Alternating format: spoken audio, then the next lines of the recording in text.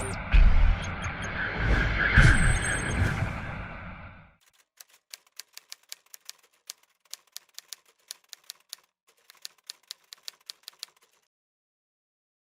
right. Well, Nick, thank you so much for joining. I'm really excited to chat with you. Thanks for having me. And where are you videoing in from today? I am videoing in from my beach house in New Jersey, about an hour and 20 minutes south of New York City.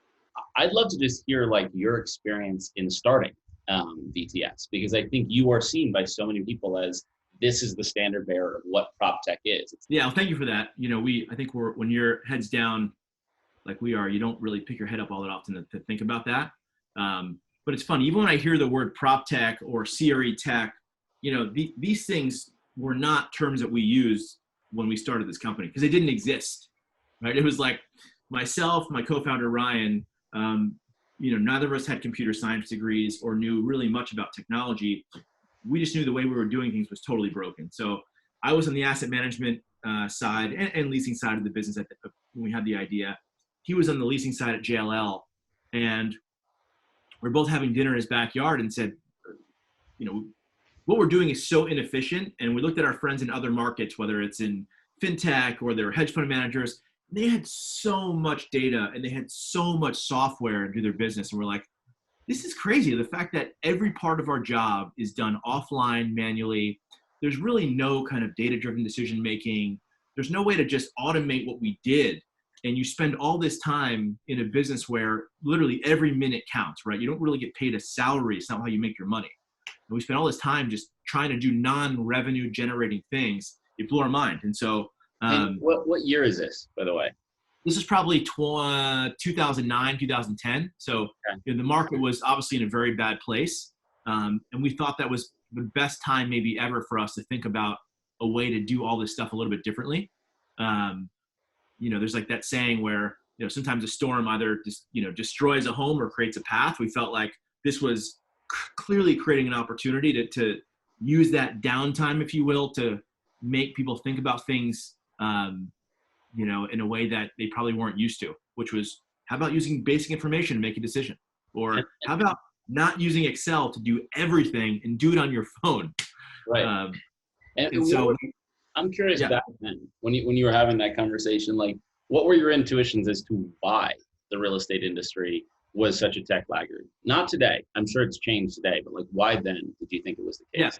Yeah. So we realized pretty quickly, again, we knew nothing about technology. We knew so much about the problem that we felt like we could bridge the gap and we can find a co-founder who could take the things in our head and make it come to life. And we would learn the hard way, which we did, right? In terms of, you know, now I feel like I could probably take a CS class and pass. But so I think the rationale that we came up with was two things.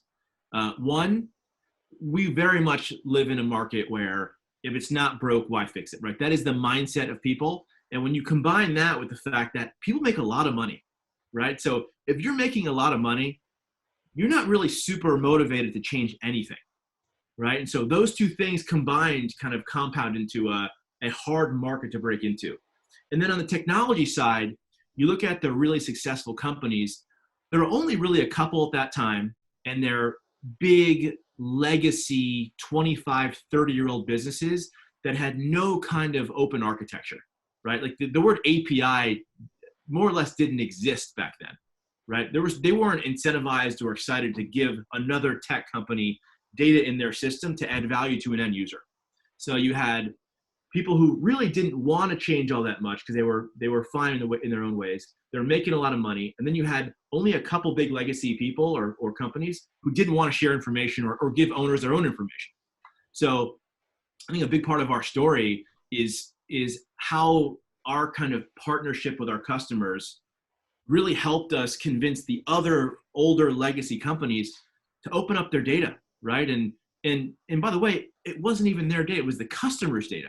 So we had customers more or less picketing outside of these older companies saying, listen, I use your technology. It's largely desktop software.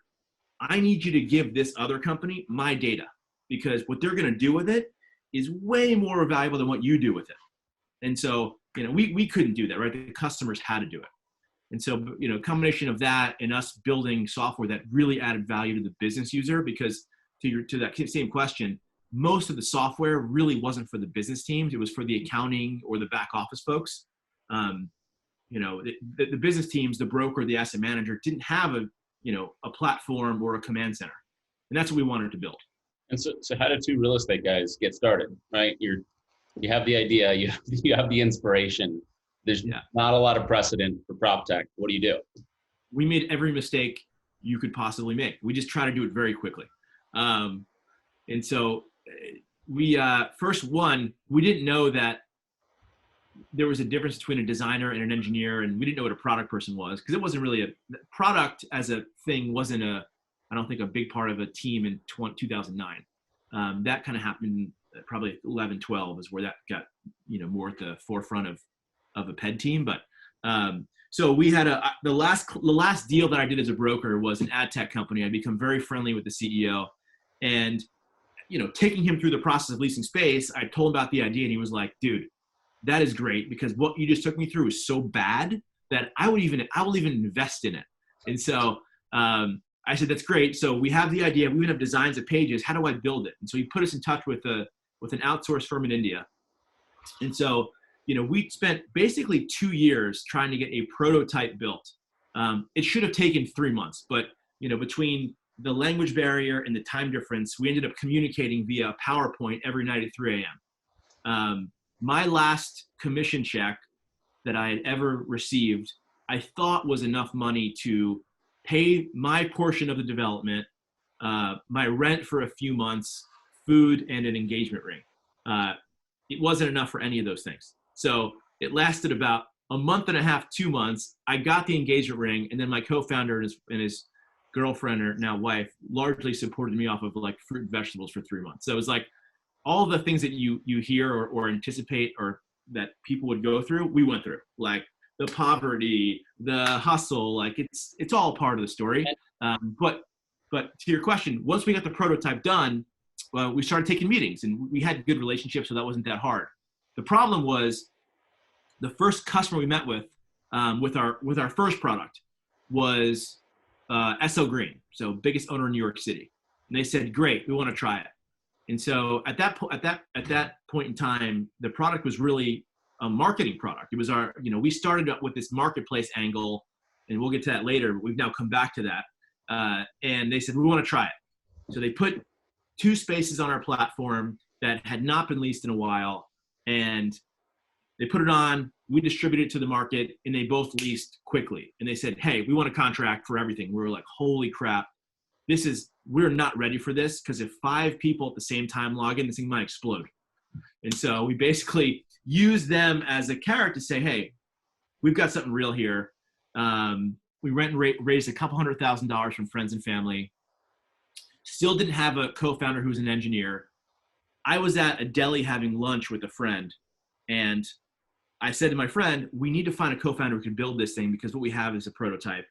And at the table next to me, I heard a couple guys talking about what was clearly development. They had backpacks on. They were saying words like CSS, I knew they were engineers. So I said to my buddy, when they get up, I'm going to follow them outside and ask him, do you guys know someone who can help us? That's a broker mentality. It's also like weirdo mentality. So I follow them outside. I'm like, hey, are any of you guys engineers? They're like, we're all CTOs. We meet once a month and have lunch and talk about things. I said, great. So I have a desk that I rented next door up here with this thing that we're building. We have people signing up, and it's not even like it's a prototype. I need help. So the one guy says, hey, you know what? I'll come up and see it. No big deal. Comes upstairs. I show it to him, and he looks at the contracts that we're signing. He goes, wait a minute. So you guys are signing like 6-figure contracts? And I'm like, yeah. He goes, well, my company just raised $12 million. No one's paying us. We've been at it for 4 years. Let's talk again tonight. Long story short, he quit his job 3 days later, became our CTO and co-founder, and the rest is kind of history. Well, it's funny. Had I not approached him at the deli, I don't know if we'd be here. What year is that? That was 2011. And what was it like? I'm curious. You said you raised an angel round. What was it like when you first went out to raise, your first financing round? And the reason I ask is because to some extent, I imagine the feedback you got was some of the feedback we initially got, which is like, real estate tech, what are you talking about? Like, what is real estate tech? Like, isn't that a small category? Isn't that niche? Are those some of the reflexive responses you encountered? It was way worse than that. It was like, again, I didn't know any venture capitalists. I didn't really know anything about venture. And so I get an introduction to a guy who's a really well-known, apparently, venture or angel investor. And my friend who made the introduction said, John is a great guy. He's done a ton of successful deals. He'll give you real honest feedback as to like, the opportunity. So me and Ryan, we like prepped for weeks for this meeting. We meet this guy, go through the deck. His response was, and I quote, "This is the worst idea I've ever heard. And I wouldn't invest in that space with a 10-foot pole." He goes, "I wouldn't touch it." He goes, "Those people are never going to change. There's not enough public companies." And I said, and honestly, for us, it was probably the most motivating meeting we've ever had because us, we're probably the most competitive people in the world. And so we saw it as like, okay, great, let's go, let's get after this. So I had several meetings like that, several. And so, the people who ended up leading the angel round was a close friend of mine named Brad, and his company, they're a hedge fund, had just gone through the painful process of finding new space. So it was like, it was so fresh in their mind that they got it. And took a bet on us, which was awesome. Yeah, I imagine anyone who's experienced any aspect of engaging with real estate and how analog and how archaic the whole process is intuitively gets it. But it was interesting, the disconnect between like how large, real estate is 13% of the US economy, right? It's the largest industry in the United States. And it felt like for kind of, 2010 to 2015, no one got there was this massive opportunity. And so walk me through then, you guys raised a number of rounds. And I remember the round that actually caught my attention, which was, I think, as I've told you, the inspiration for how we constructed Fifth Wall was the Blackstone round. When was that and how did that come together? Yeah, so we raised, so I think we did a couple things really well early. If there's one thing, I think we're really fast learners, and we also know what we don't know. And so we've always been trying to be humble about that and, learn from folks who have done this stuff well. So when we first launched, the only other company that was out there was 42 Floors. I don't know if you remember them. They're gone now, but and they were like your traditional product team, like really good product guys. CS backgrounds, and we're raising money from unbelievably well-known venture guys in the Valley. And so we're like, okay, here comes these guys. We weren't directly competing, but we're kind of in the same space. And at that point it almost didn't feel like it was big enough for the both of us. So we became kind of friends, but we're watching each other. And so I go to California, I meet Jason, who's the CEO, and he's like, hey, if it's helpful, I know this guy, Tom Byrne, who was the former president and COO of LoopNet, who'd just been acquired by CoStar for $1 billion. He said, do you want to meet him? I said, absolutely. So he's like, but don't ask him for money because he will never invest in your business. He's not investing in any prop tech. Okay, fine. So I meet Tom for breakfast in San Francisco. We hit it off, have a great breakfast. I tell him about the business. He says instantaneously, I want to invest. I'm like, okay, this is huge for us. We have nothing. We have a beta product. We're getting traction, but we know the problem that we're going to solve. And I think he really understood that. And so he's like, I want in, but let me help you develop a group of angels who can really help the business. And that was probably one of the most important moments in our company's history, because what you realize early in your journey in these companies is that your early investors, if you get the right ones who really are value add, it's invaluable. It's invaluable, right? So many people, they optimize for price over that. And that is the wrong way to think about it. I would overpay for the help that I got early on, every day, all day, to this day. And so we paid for it, right? We had an unbelievable group of advisors on the real estate side and on the venture side.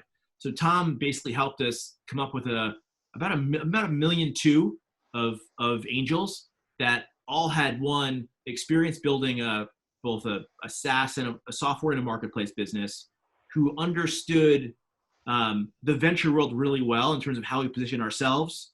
We'd never even built a deck for a venture firm at that point. So it was like he was in the weeds with us, like building board decks. I'll never forget our first Series A meeting.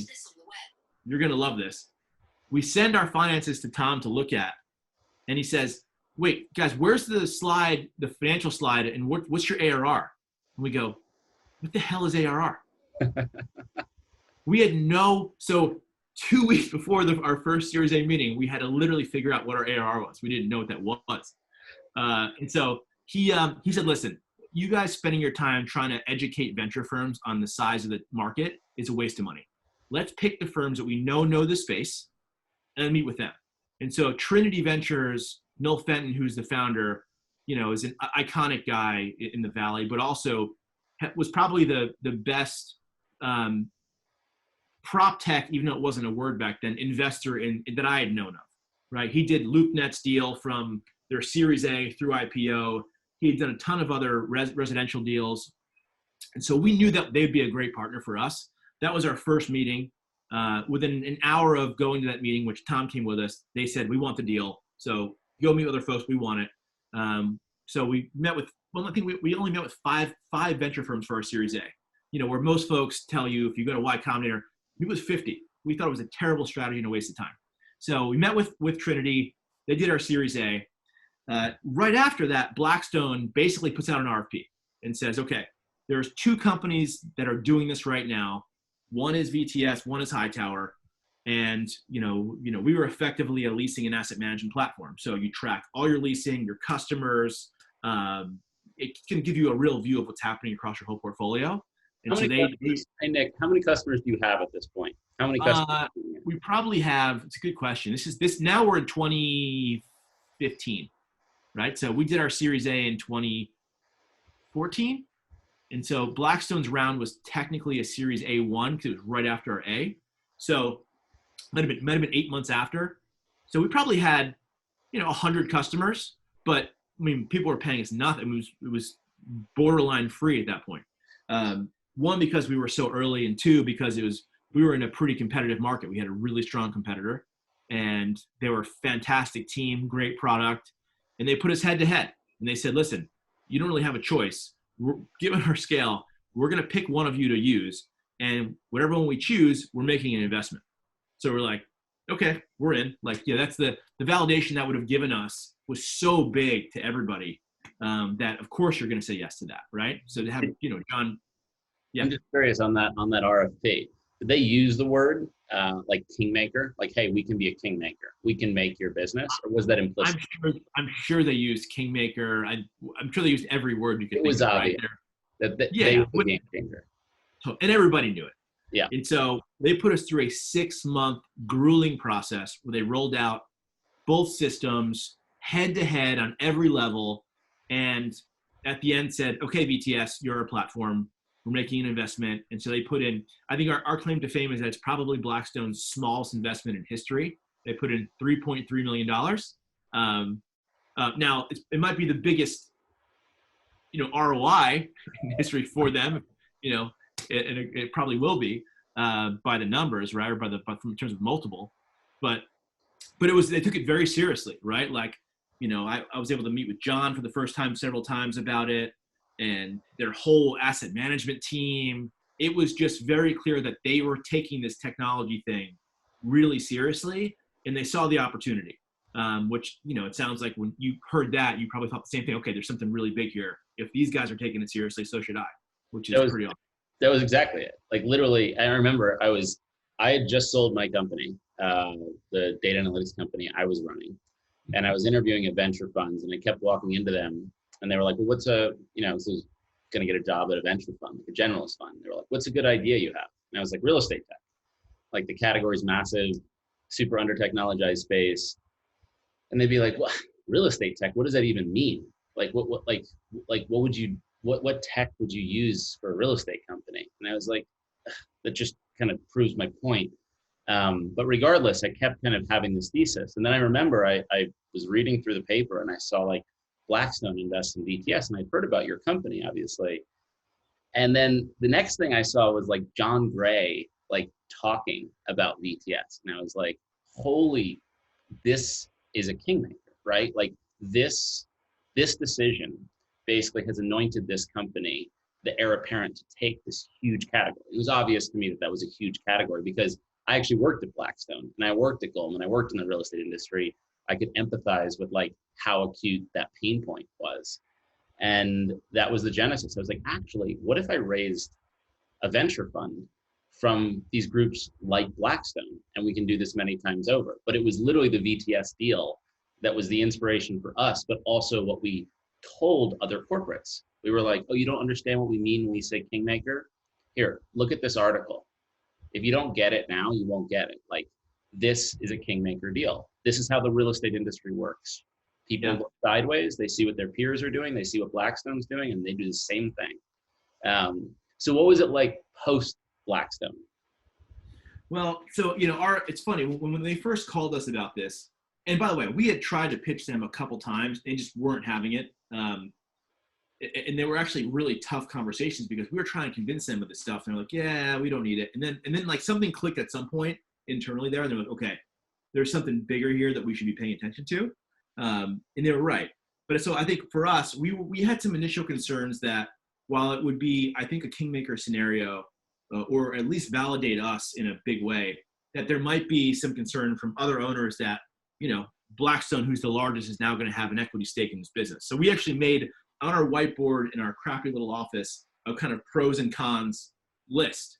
And the pros just outweighed the cons. And so once it happened, the Journal announced it. It was a big thing. We only really got like 5 phone calls from customers. And all they wanted to know from us was like, is Blackstone going to see my data? We're like, of course not. They're like, because to your point, corporate investing did not exist in our space. I'm like, look at any other company you use. I promise you, there's 30 corporate entities that are investor in that business. And by the way, the other thing that's really interesting is when that deal happened, I remember this is the environment that we entered fundraising into. Yeah. There was like this little kind of amateurish cottage industry of like real estate family offices that were dabbling in venture and like these corporate venture funds. And we probably don't want to say the names of the firms that had this mentality, but there was definitely this pervasive like 1990s corporate venture mentality, which is like, I'm going to invest in a company to get its data, to get a right to buy the company, to stop my competitors from investing in it or using it or whatever it was. And I was like in every other industry that died like 2 decades ago, like what are you doing? That's not how you get access to companies like VTS. They won't do that. They need independence. They want to take an industry. Did you encounter that a lot, that friction, that kind of like just old school corporate, when we're in bed with you, we own you kind of mentality? I'm sure you rejected it, but did you encounter it? So I think we encountered it with the kind of mom and pops who wanted to invest, right? So up until that point, we had said no to every real estate specific investor. And there weren't a lot of them, right? But it's not that we had said no to them, we just weren't going after them. Where Hightower took the opposite approach. So what was interesting about them is they were really successful in getting a couple owners to actually invest. And we thought that, okay, if they're doing it successfully, it might not be, the optics aren't as bad as that are in our head about Blackstone, right? Because we can always point to that. And so I would say some of the early mom and pops that we did talk to for sure wanted all this stuff. And we're like, guys, we now have a venture investor who's telling us that this is not market. Like, we don't need your money, to be honest. And so I think when you all created Fifth Wall, that was a big moment for everybody because it created structure around this chaos that was starting to happen around the excitement in the space. And I think it also, clearly you guys literally validated the market from a venture perspective, which we should all be thankful for. But 2, you also educated the owners who wanted to get into the space about how this stuff should work, which frees up everybody, right? And so, in a lot of ways, I think, I love when people say VTS was maybe the pioneer of Proptech. You guys are the pioneer on the venture side, right? Like there was no real kind of true venture model for the space. So, it all kind of started to come together in 2014, 15, 16. Yeah. Which is when you guys came in. Yeah. And our approach was, and by the way, it was hard. Probably the same way when you guys worked with corporates, like they came in kicking and screaming in the first fund. They were like, wait, you're going to raise from a consortium of real estate owners? Well, what's my ed? And I was like, that's not the point. That is not the point. Like, you don't win by getting access to a worse company and like blocking out your competitors from it. That's losing. Like, you win, but you lose. And did you have LPs who would say, hey, we'll invest, but you cannot take money from these guys?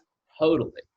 And I was like, that's so crazy. And what was crazy is that, you know, the real estate industry, it's like an industry where everyone asks for special terms, right? That's just how the industry is hardwired. Like, everyone's like, well, if I'm investing, you should pay me to invest, or you can't have these, you know, I want to first look at this thing. And so we probably, in our first fund, which was 212 million, we probably turned down 100 to 200 million of real estate corporate money. That was some flavor of like what I feel like corporate venture looked like in the 1990s. They wanted to own Fifth Wall. They wanted to sit on our investment committee. They wanted to have a right to buy companies like VTS. And so we had to say no to all of it. And to, you know, pay credit to VTS, that was the example. It was like, look at this case study. Look at what happened here. We're like, and when we actually analyzed case study, when we analyzed VTS and we made our investment, I remember we were like, we analyzed the decisions of all the corporates that were in our fund. And they were telling us like, yeah, we're going to roll out VTS across the portfolio. They're going to win. And I remember, I think we called you up and we told you as much as we thought was appropriate without showing our hand too much. And I was like, look, we really think we can help you, you know, but it was already pre-wired. And we said like, look, this company is going to take a massive space. This is how big it is. There's no one else in it. There's a handful of legacy players. They're going to become a multi-billion-dollar company. And it was what? You became a multi-billion or a billion-dollar company, what? 3.5 years later. You became a billion-dollar company last year, right? Yep, correct.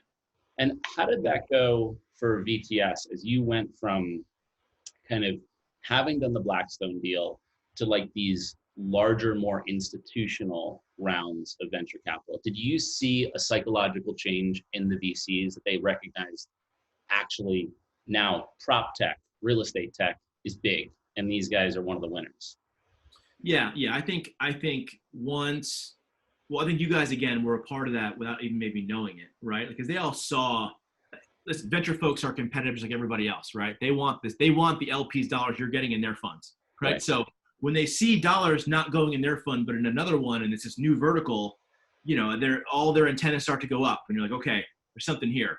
And then they talk to all their friends who are in real estate because everybody has friends in real estate. And they say, oh yeah, there's so many awesome companies now. It just, you know, the snowball starts to roll.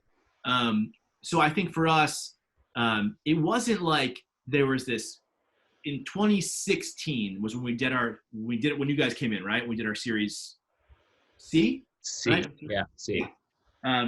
It was what hadn't really happened yet. Our Series B was a year and a half before with OpenView, who was just a really good enterprise B2B vertical software investor, and we loved that because we didn't have that. We didn't have someone who really understood the B2B world, how to scale vertically, and so they helped us a lot with thinking through how to run an efficient business, our strategy from a sales perspective. And so they specifically solved that problem for us, which was, hey, we're a great investor and we're really smart, but look at the profile of our companies. We're going to show you how to be a great vertical SaaS business. And we loved that. So we felt like we knew enough about real estate and had good investors there, even on the angel side. We needed someone to help us be a great software, or at least create the path to getting there. They did that, right? And then as we thought about scale, Insight called us. We weren't raising money. This is kind of an interesting story, right? So we weren't raising money. What year? This is 16. This is the series C. Yep. So we weren't raising money. I get a call from, and I was getting calls from venture guys all the time to come meet with us. That's what they do, right? They cold call you. We want to come see you. And somehow or another, Insight Venture Partners got on my calendar. I don't know how. I don't remember how. There was a young guy there who was a really smart, I respect a good cold caller because I did it my whole life. So he got in the door. My assistant's like, hey, Insight's coming, and I think the founder of the firm's coming in. I look him up, and I'm like, holy shit, Jeff Horing is probably one of the smartest, most successful venture guys in the world. I'm in like a stained t-shirt and a backwards hat. I run to like the Gap or something, get a button down. He comes in, and I didn't know that he was very close to the OpenView guys. So Scott, the founder of OpenView, worked for Jeff for a long time, and Jeff, thinks that Scott's one of the smartest guys on the planet, and said, listen, I know the space. I didn't know that Insight had owned Argus. So he knew way more than I ever thought he would know. And within an hour, he goes, listen, you're in a competitive environment. We think you guys are the winning horse. We think the TAM is big. I want to give you $50 million. And I'm like literally just like that. I'm like, wait, you just got here like 5 minutes ago. What? So long story short, we did a deal really quickly. We knew that it would send another signal to the market that a fund like Insight, which, as you know, is a huge fund, they're like the ultimate scale investor, would send kind of a shot over the bow about like our opportunity. And that's where I think, like, as you get to Series A, B, C, D, you learn the difference between a Series B company and a Series C company, because there is material differences across the whole journey. In Series C, now it's like you're supposed to be in the just add water phase, where you're supposed to have the foundation there. And if it's not there, you better figure it out quickly, because that's the expectation. Now it's 2016. You guys have continued to grow. And I think to some extent, it's been just like you're absorbing the market that seemed incumbent for you to take since then. But today, there's a couple new products that I think are additive and synergistic with what you've already built. Can you just walk through the genesis of both the data product and the marketplace product, and just how they fit into the ecosystem you envision for VTS? Yeah, so if you looked at our Series A investor deck from 2013, it has the same infographic on it, which is VTS's core leasing platform is kind of the engine, right? So we always said, once we get enough market share, we're going to have the data to do the next two parts of our vision. One is, a subset of our data is inventory, right? So to be the first party marketplace, meaning the data comes right from the owners and the agents. There's no survey data in it. And so, we have been thinking about it for 8 years. We just launched that 2 months ago. By the numbers, it's the fastest growing Proptech product ever by a landslide. And so that's now live in 6 markets. And it's the most modern way for someone to market their space online. A year ago, I would have never called it a remote leasing platform, but that's kind of what it is. It's a way for someone to engage with a piece of space from their phone or their home. And the best part is that it's completely built into VTS's core leasing platform. So what that means is, as an owner, the system starts to tell you when it's time to market a piece of space based on market demand and when that space or that lease is expiring. So you get an alert saying, hey, this space is rolling in 18 months. Do you want to market it?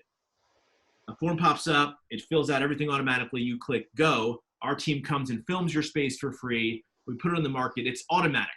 And typically, Nick, these are the hardest to market spaces, right? These kind of the spaces that you're putting out there, because as a major owner, it's hard to focus on that kind of granularity, right? 100%. People are busy, right? So like, I think what we're seeing now is, even in its infancy, which it really is, we're saving people 5 weeks just in the go-to-market process to get a space online. Yeah. Because normally we wait till some meeting where someone realizes, versus a system telling you, this space, it's time to go. We got you. And so it puts it online for the tenant rep community to really tour and view from wherever they are, send it to their customers in a really secure way. And as an owner, all the interactions, whether that person wants to tour it in person or they just inquire about it, that all shows up in VTS's core system. So what's cool about that is, for any software or workflow product, the worst part for any user is data entry, right? No one likes to use Salesforce, and listen, people don't probably love entering information into VTS. Like, no one likes to report. But the minute leads start showing up by themselves in that system, your whole view of it changes, right? And that's now where we are, right? Deals are showing up in your deal system that you didn't put there, right? It's an actual tenant rep broker saying, I have a tenant who wants to see this space, and you see it in your pipeline. It's pushed to you. And how much of a tailwind has, obviously, I'm sure when you were building it, you didn't predict a pandemic, the inability to lease space. How much of a tailwind has COVID and where we are right now been to that product? You know, I think it's been a tailwind for us for a couple of reasons. I think one, what it's done is forced people to recognize that the way you used to do things just doesn't work, right? Because this is not a short-term revolution. This is a long-term evolution, right? So COVID at some point will go away. The changes that are happening in our market right now are not going to go away, right? A real world example of that would be right now, the number of tenants who are in the market looking for space, net new customers, is down 50% right now than this time last year. There's no tenant in the world who is going to say, at least this year and probably not next, I really want to go and tour like 35 spaces in person to narrow down my search. It's not going to happen. It should have never happened in the first place, by the way. But we just didn't have a platform to do that. So what they're going to say is, every single space you show me better be on VTS's marketplace, because I know I'm going to tour it. I'm going to see all the data. I know it's accurate because it's coming from the owners themselves. And from there, we can collaborate with ownership and the broker right in the system. And then when we narrow it down, let's see our top 5 in person. I'll have enough information to make that decision, right? So I think it's been an accelerant. And so again, it's been a forcing function for folks to figure out, okay, my old tricks don't work. We've lived in a world where everything was done in person. There was virtually no ROI needed because we knew we were going to get deals done. And so it's changing everybody's mindset. And so now data, where does data fit in? Yeah. So the third leg of our stool. So again, the three parts of that infographic was our core leasing platform, which is the engine. And then it was a marketplace. And then it was a market data product. So we've been in beta with that for about 18 months, kind of quietly improving it. COVID has also been a tailwind for that because people have questions, right? They want to know a couple things. One, they want to know, when are we going to hit rock bottom, right? And so this return to office or the market returning, how is COVID impacting that week by week? And two, they want to know, are the same kinds of tenants in the market now that were in the market in January, right? So there's a million other questions. As far as I know, we're the only ones with those answers. So we've kind of doubled down on that product over the past 4 months to get it to market as quickly as we could for our customers because they really need help right now. And so we'll be launching that in September. It will redefine the way that we look at market data, right? It's data that has not existed before. We've been doing monthly executive meetings, going through the data with the top owners in the world for the past 3 months. People are losing their minds because you now have real answers that you didn't have before. And so I'm excited. I'm as excited about that as I am for Marketplace, which is now just going live. But, you know, the flywheel of VTS, that ecosystem, as you called it, you know, for the first time ever is real, right? I've been talking about it for 8 years. And now it's a real thing, which is so much fun. So 2020 represents the completion, right, of this ecosystem. It's all synergistic with one another.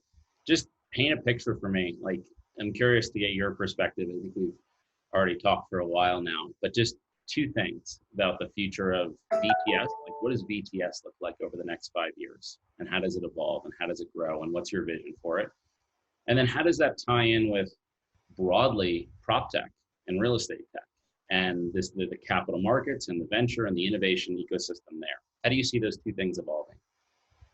Yeah, so I think for us, listen, I think the next even 12 to 24 months, our business starts to look very different, right?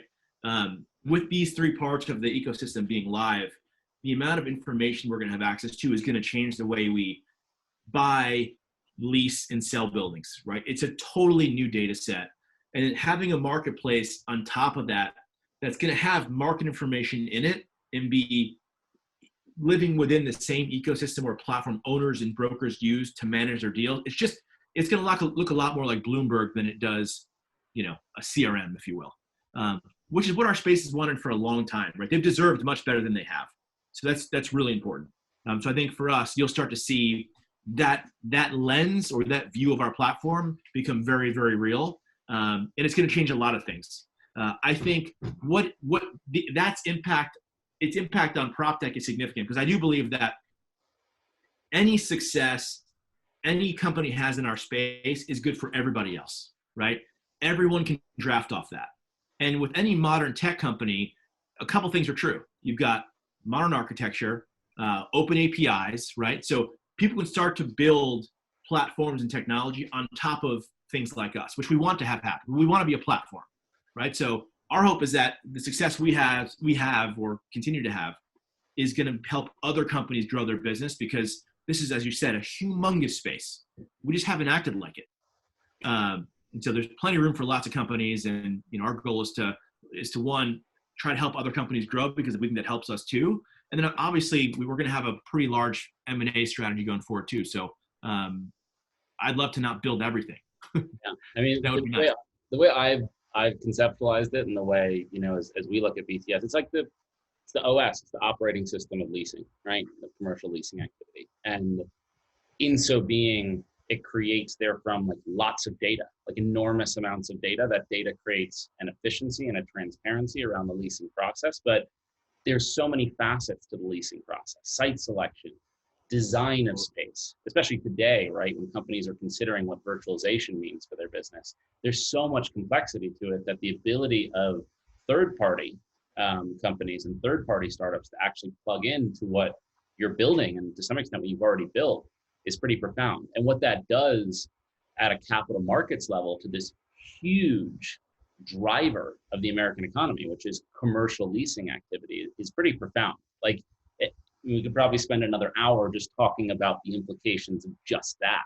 But you're right, it's like a Bloomberg, but it's even more complete than a Bloomberg, in the sense that you can actually execute trades, right? You can execute trades, and you can build more complex systems around engaging with like space, right? Where commerce happens.